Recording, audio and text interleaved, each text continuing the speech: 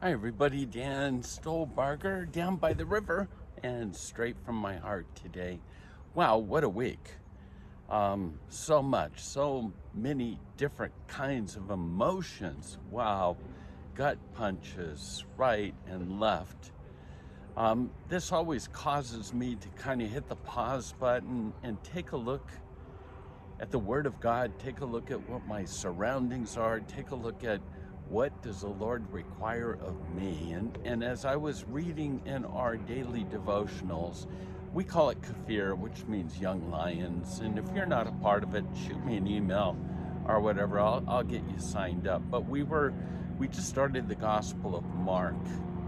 And it always, whenever I read this passage, it always slams the brake on and has me asking myself some questions. So here's the scenario. You've got some friends who have a friend that is lame, and they're in Capernaum, the sort of the hometown of Peter, and this is where Jesus spent most of his time in the Galilee. And the word's out, and the streets are crowded, and it's impossible to get their friend to Jesus in normal ways. And so they don't give up. They climb the roof, you know the story, and they start taking the roof apart. And then Mark says in chapter 2, verse 5, Mark makes this statement. He says, when Jesus saw their faith. And that's always hit me. When Jesus saw their faith.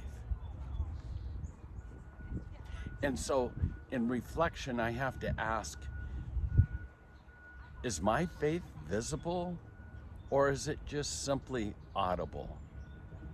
Would I be so full of passion and love for my friends that I'd be willing to take the roof apart to get them to Jesus? And then, you know, I remember back on my Horizon days, and some of you remember the different t-shirts that we've done over the years. But I always remember that concept or that phrase that says, don't talk me to death, show me. And then we did those shirts that simply said, walk the talk. And we all know that actions speak so much louder than words. Old time movie, a seared conversation in my mind. Brother, sun, sister, moon. Bernardo says to Francis of Assisi, Francis, I want to help you.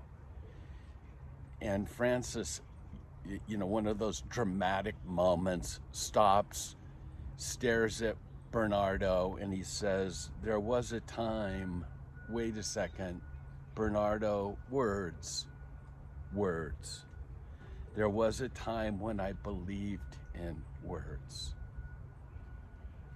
Actions walk the talk. 1 John 3:18 says, dear children, let us not love with words or speech, but with action and in truth. James says, be doers of the word.